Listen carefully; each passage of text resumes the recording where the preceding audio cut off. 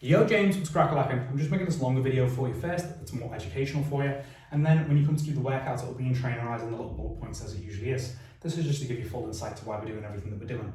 So what we're going to be doing is some exercises that you've done before, just more difficult, and some stuff that you haven't done before that you're now ready for because of the exercises that we've been doing. The first thing that we'd always do though is start off with some dynamic stretching just to get all the tissues loose around the shoulder, and I would just have you doing your arm circles and I'll be wide open flies.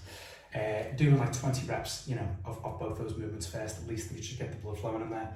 And then after that, I put a timer on so you're not spending all day doing this. I would just do 1 minute of intense plate rolling on either arm. So I get that shoulder, like arm behind back, shoulder tucked away, get that plate on there, right by the shoulder, and then finish towards the center. And personally, I would just be doing all this stuff, just inching that vertical roll over and doing it with a lot of intensity. But you know, you can do it horizontally, you can do the flossing technique, whichever one it is that you prefer. I just wouldn't spend more than a minute on either side doing that. After that, we get the biceps stretched out because it shares that common insertion point with the pec and the shoulder. And we just do 30 seconds on either side, maybe a little bit longer on the side that you are tightest.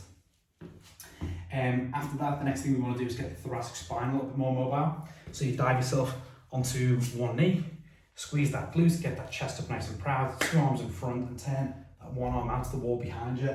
You want to follow that head with your arm every time that you do it. Even though it's mainly stretching out the psoas in the front of the hips there, if these things are tight, they're going to glue the thoracic spine. Basically, they're going to affect what its rotation is like, and it's going to affect how mobile the shoulders are. And after you've done that, the last little bit of massage work that we do is just around the teres major, lats and serratus, all this area here. If these things get sticky, the shoulder can't really move into an overhead position properly because the lat's job is to bring the elbow closer towards the body. So if we're trying to bring the elbow further away from the body and these things are sticky, it doesn't really happen. So yeah, so grab hold of your ball, one hand behind the head, ball on the wall, start right just underneath that armpit and just really give it the absolute beans around there, then move a little bit lower, get that upper part of lats, you know, I would just roll however it is that you want, right? I do a little bit of twisty rolling and then a little bit of uppy downy rolling. And then I would finish off, as I said, with the serratus, just finishing towards the side of the rib cage there. Again, I just put a minute timer on and do 1 minute on either side. But after you're done with doing all that, we can get into the juicy stuff. So the main exercise we're going to want to get you strong at these days is the Y raise. We have done Y raises before, they're not a regular part of your program though. And we can make them that now because I think you're ready to be able to do them and engage everything that needs to be done. So the Y raise, it looks like this. I'll just demo it for you first and then we'll go through everything with it. It looks like this. It's a pretty simple motion. We just start off with the arms by our sides in a neutral position, pull the shoulders back and down, and we try and keep the shoulders pulled down while we're trying to extend the arms as much as possible.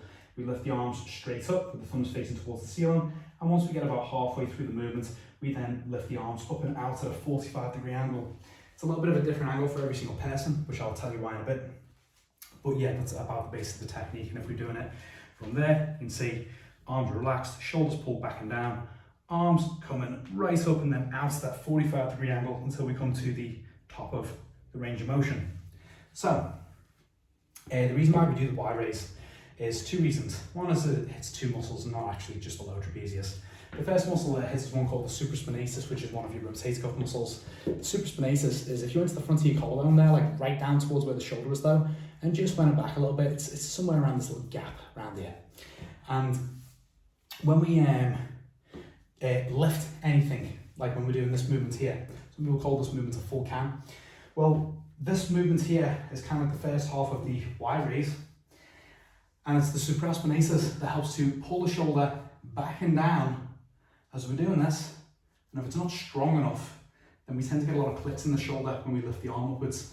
And if it's not strong enough, then the front delt tends to take over this movement instead, and the upper trapezius. So we get a movement that looks more like this rather than this. See here, it's kind of like my arm is scooping back as I lift my arm up instead of shrugging up and forward. So supraspinatus gets worked first. He's going to do a good job for improving our shoulder health. And then as we get to that last half of the motion, the lower trapezius is really engaging in trying to pull that shoulder down back into place. And then once it's there, it's fully contracted and its job is now this overhead stability. So it's like, it just gets worked all the way through. And once we get, especially if we do it horizontal to the ground, once we get to that overhead stability point, you know, when I'm not just doing overhead stability, but we're doing overhead stability with a fight against gravity, which is just ridiculous.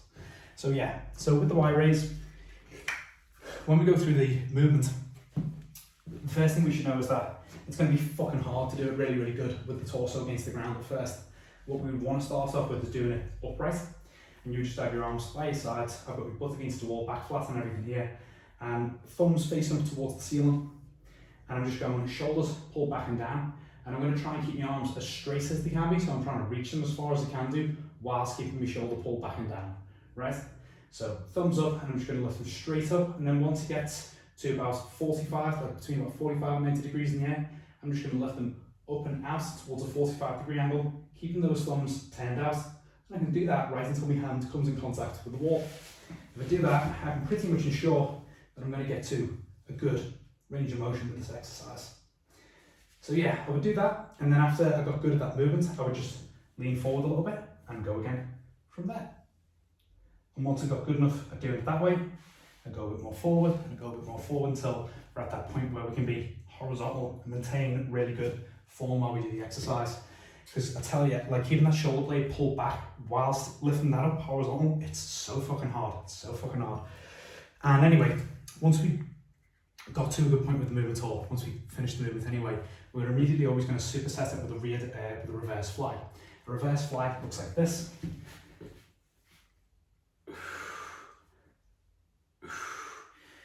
And the reverse fly works everything. It'll help to train the serratus first, like pulling that shoulder blade back. You know, the serratus helps to push the arm forward a little bit, but it also helps to pull it back right around the scapula. So serratus is going to get it, rear delt is going to get it, and then mid and lower trapezius are going to get it, as well as they squeeze those shoulder blades back, and other various parts of the rotator cuff that are just across the upper back there as well. So super good exercise to throw in, and if you do it as a superset on top of the other one, and you get good at them, you can build a lot of meat on your back with very little weight with this stuff. This is quite a bread and butter exercise for me. And then once we're done with all that stuff, what we finish off with is just the movement that you've done before, which is the overhead banded raise. But you'll be fatigued now that you've done those two back to back. And we just do it as you always have done it, but maybe against the wall so you can ensure that your range of motion is always really good. For this one, we just get that band, put as much pressure against it as we can do. If I was using a rubber band, this might be the widest that I'd go. I do not want to go narrower than my thumbs across my shoulders. I want my thumbs to be just a little bit wider than my shoulders on this one. Hands in a neutral position, and I'm just going to slowly raise it right up. But I want to think about taking like, you know, a good like 5, 6, 7 seconds for this. Really slow, touching that wall, and now up and down, easy. How I would know if this was a bit too much for me is as I'm lifting it up, particularly as I get near the top, if I can feel that my shoulders are getting pulled into my head, and I can't keep everything spread out there, it's too much, okay? So just gauge yourself for that one. That collarbone is going to be able to stay all pulled back and down as we're getting into that overhead position there. But yeah, I would just do, you know, 3 sets of like 10 to 15 reps on that one, really slow, you know, short rest times. Once we got good at doing that, i.e. you can do it with your softest fabric band, for a good 2 or 3 sets of about 15 reps, 10 to 15 reps really. The next thing we can move on to is just straight up overhead barbell stabilization work, which is really good. So I'll get a wide grip on this, same kind of way as you'd see like an Olympic weightlifter do it, i.e. the top of that Y raise is pretty much the same position as what people get into when they're in like the snatch. You know, I could grab the bar, I'd want to grab the bar with a grip that's so wide that the bar comes in contact with the front of my hips, and then I can go into a good old snatch from there. And now that I'm here, I can just focus on just trying to keep a good posture. I can stand as upright as I can do, braced core, shoulders pulled back and down, the bar is in the palms of your hands. I'm trying to spread it apart at the same time, and I just hold this position, and this is really good. I can just let that lower trapezius carry all the weight, and then if I want to make that more difficult, I can do stupid annoying stuff like I can dangle really light weight off the end of it with a rubber band so that it's constantly shaking, and there you go, you can see how things go from there. But yeah, hopefully if we just do that stuff, I think that with the Y raise you're going to be good enough for it now, because it's really hard to get that lower trap engaged in an overhead like stability position, but you've been doing the external rotation and press for a long time now, So you're probably going to be able to find it fairly easily. Pardon me. But let's go through these, and we'll take down the intensity of the current pressing and pulling stuff that you're doing, not by loads, but just take it down a little bit and do other things that we can do to keep you in better positions and safer, like, you know, banding up your press ups and stuff like that. So yeah, let's see what the next 2 or 3 weeks look like for the stuff, and let's crack on.